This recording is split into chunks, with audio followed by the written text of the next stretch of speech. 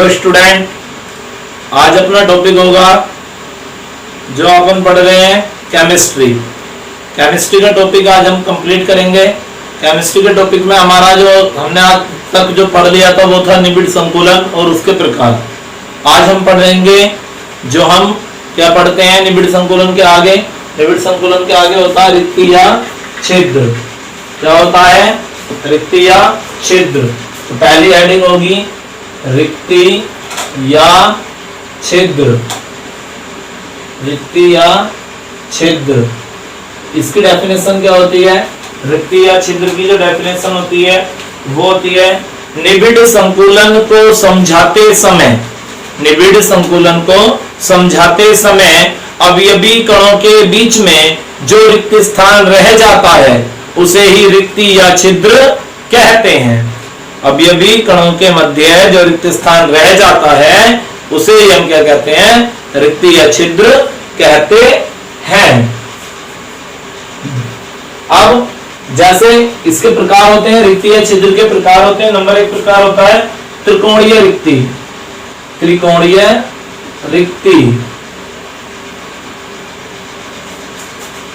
रिक्ति या छिद्र डेफिनेशन समझ में आ गई होगी। निबिड़ संकुलन को समझाते समय अवयवी कणों के बीच में जो रिक्त स्थान रह जाता है उसे रिक्ति या छिद्र कहते हैं। उसके आगे हेडिंग डालेंगे रिक्तियों के प्रकार। तो रिक्ति निम्न प्रकार की होती है। नंबर 1 हेडिंग डालेंगे त्रिकोणीय रिक्ति। उसकी डेफिनेशन होती है जब दो गोलों के ऊपर एक गोला रखा जाता है। जब दो गोलों के ऊपर एक गोला रखा जाता है तो उनके बीच जो रिक्त स्थान शेष रह जाता है उसे ही हम क्या कहते हैं? रिक्ति या छिद्र कहते हैं। देखो, दो गोलों के ऊपर एक गोला रखा, इसके बीच में कुछ रिक्त स्थान रह गया, इसी को हमने क्या कह दिया? रिक्ति या मतलब त्रिकोणीय रिक्ति कह दिया। ठीक है। उसके बाद आगे हेडिंग डालेंगे त्रिकोणीय रिक्ति के बाद चतुष्फलकीय रिक्ति।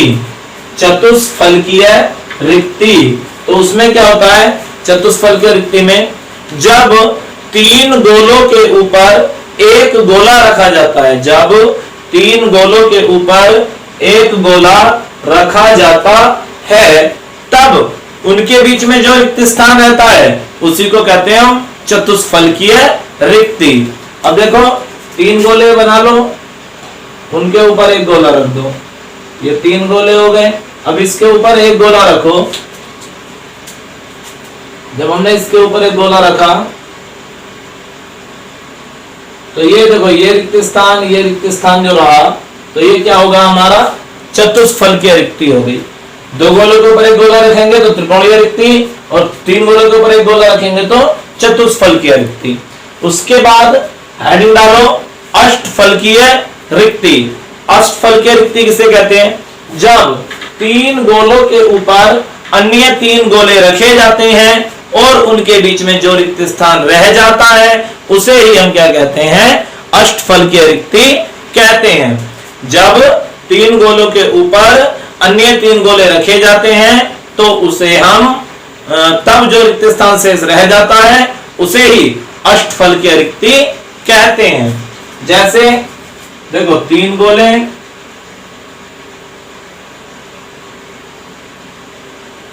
उसके बाद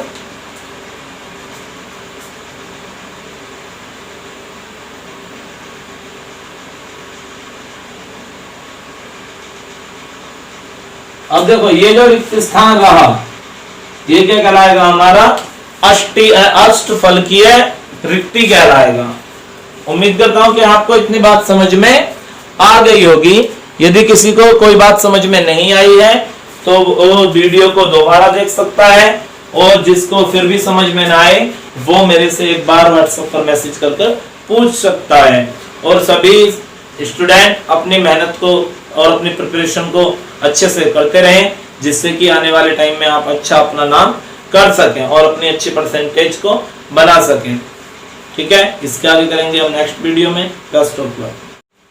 हेलो स्टूडेंट, आज हम बात करेंगे केमिस्ट्री के टॉपिक जो अपना 11th क्लास की केमिस्ट्री चल रही है उसमें केमिस्ट्री क्लास की जो केमिस्ट्री क्लासेस चल रही हैं 11th क्लास के लिए, उसको आज हम देखेंगे। और उसमें कल मैंने आपको मोलरता और मोललता के बारे में समझा दिया था। उसके आगे मैं आज आपको पढ़ाने वाला हूँ मोललता और मोलरता में अंतर। मोलरता और मोललता में अंतर, हेडिंग डाल देंगे सब अपना, मोलरता और मोललता में अंतर।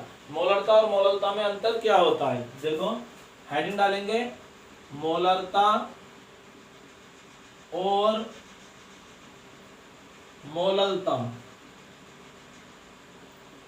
में अंतर। मोलरता और मोललता में अंतर, तो डेफिनेशन क्या होगी इसकी, मतलब इसके अंतर क्या होंगे। नंबर 1 पॉइंट करके लिखेंगे, मोलरता 1 लीटर विलियन में उपस्थित मोलों की संख्या होती है।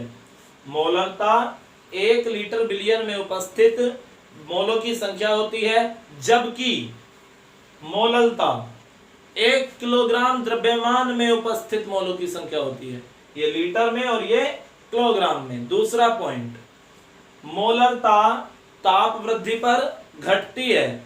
मोलरता ताप वृद्धि पर घटती है, जबकि मोललता अप्रभावित रहती है। जबकि मोललता अप्रभावित रहती है। 2 पॉइंट हो गए, दोनों को याद रखना, दोनों को अपनी कॉपी में लिख लेना है। नेक्स्ट हेडिंग डालेंगे सीमांत अभिकर्मक। हेडिंग डालेंगे नेक्स्ट सीमांत अभिकर्मक। तो सीमांत अभिकर्मक किसे कहते हैं उसको समझेंगे। सीमांत अभिकर्मक किसे कहते हैं उसकी डेफिनेशन को नोट करेंगे।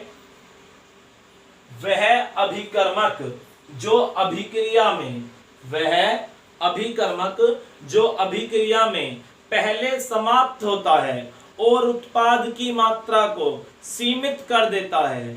वह अभिकर्मक जो अभिक्रिया में पहले समाप्त होता है और अभिक्रिया के उत्पाद को सीमित कर देता है, सीमांत अभिकर्मक कहलाता है। कैसा अभिकर्मक कहलाता है, सीमांत अभिकर्मक कहलाता है। उसके आगे नेक्स्ट हेडिंग डालेंगे द्रव्य। द्रव्य, द्रव्य किसे कहते हैं, तो द्रव्य कहते हैं, इसको लिखेंगे ब्रह्मांड का वह कण जिसमें भार होता है और स्थान घेरता है, क्या कहलाता है, द्रव्य कहलाता है। जैसे कि ये मार्कर, इस मार्कर को अगर मैं बात करूं, अगर मुझे कहीं पर रखना होगा तो ये स्थान घेरेगा और इसका कुछ ना कुछ अपना वजन भी होता है। तो यानी कि ये क्या है, एक तरीके का द्रव्य है। कहने का मतलब समझ में आ गया होगा, ब्रह्मांड का वह कण जो भार, जिसमें भार होता है और वह स्थान घेरता है, द्रव्य कहलाता है। और ये द्रव्य के जो प्रकार होते हैं वैसे तो 5 होते हैं। नंबर 1 ठोस, द्रव, gas, plasma, Bose-Einstein of condensation. लेकिन मुख्यतः हम 3 को पढ़ते हैं। कौन कौन से, ठोस, द्रव, गैस। ठोस, द्रव और गैस, ये जो होते हैं हमारे द्रव्य के प्रमुख अवस्थाएं होती हैं। कितनी अवस्थाएं होती हैं, प्रमुख 3 होती हैं, ठोस, द्रव और गैस। इसके बारे में आगे हम चर्चा करते हैं थोड़ा। जैसे कि अभी मैंने आपको कल पढ़ाया था, इसके पहले समांगी और विषमांगी मिश्रण वो पढ़ा दिया था। अब हेडिंग डालेंगे तत्वों के गुण। हेडिंग डालेंगे तत्वों के गुण। तत्वों के गुण में नंबर 1 पॉइंट लिखेंगे तत्व एक ही प्रकार के। हेडिंग डालेंगे तत्वों के गुण। तत्व को मैं लिखा चुका हूं पहले, बस गुण लिखवाने से रह गए थे। तो तत्वों के गुण, नंबर 1 पॉइंट लिखेंगे तत्व एक ही प्रकार के परमाणु बना सकते हैं। जो तत्व होते हैं वो एक ही प्रकार के परमाणु बना सकते हैं। और नंबर 2 पॉइंट लिखेंगे तत्व स्वतंत्र अथवा यौगिक के, तत्व स्वतंत्र अथवा यौगिक के रूप में मिलते हैं। जो तत्व होते हैं या तो स्वतंत्र रूप में मिलते हैं या फिर किसके रूप में मिलते हैं, यौगिक के रूप में मिलते हैं। तत्व जो होते हैं वो या तो क्या मिलते हैं, स्वतंत्र रूप में मिलते हैं या फिर क्या मिलते हैं, यौगिकों के रूप में प्राप्त होते हैं। रेडियो एक्टिव तत्वों को कृत्रिम विधि द्वारा, रेडियो एक्टिव तत्वों को, तीसरा पॉइंट है रेडियो एक्टिव तत्वों को कृत्रिम विधि द्वारा प्राप्त किया जाता है। रेडियो एक्टिव तत्वों को, रेडियो एक्टिव कौन है, जैसे यूरेनियम वगैरह है, इन्हें कृत्रिम विधियों द्वारा भी प्राप्त किया जा सकता है। आगे हेडिंग डालेंगे तत्व और यौगिक में अंतर। तत्व और यौगिक में अंतर, और उसमें पहला पॉइंट लिखेंगे, पहला पॉइंट होता है उसका तत्व और यौगिक में अंतर का पहला पॉइंट होता है तत्व एक ही प्रकार के परमाणु से मिलकर बना होता है। तत्व एक ही प्रकार के परमाणु से मिलकर बना होता है, जबकि यौगिक के अणु दो या दो से अधिक परमाणु से मिलकर बने होते हैं। तत्व जो होता है वो क्या होता है, एक ही प्रकार के परमाणु से मिलकर बना होता है, जबकि यौगिक जो होता है वो होता है जब जिसके दो या दो से अधिक परमाणु से मिलकर बना होता है। फिर उसके बाद हेडिंग डालेंगे अब तक ज्ञात तत्वों की संख्या लगभग 118 है, यानी आवर्त सारणी में टोटल मिलाकर कितने तत्व हैं अब तक 118, जबकि यौगिकों की संख्या को ज्ञात नहीं किया जा सकता, यानी कि अत्याधिक है, उनकी संख्या क्या है, अत्याधिक है।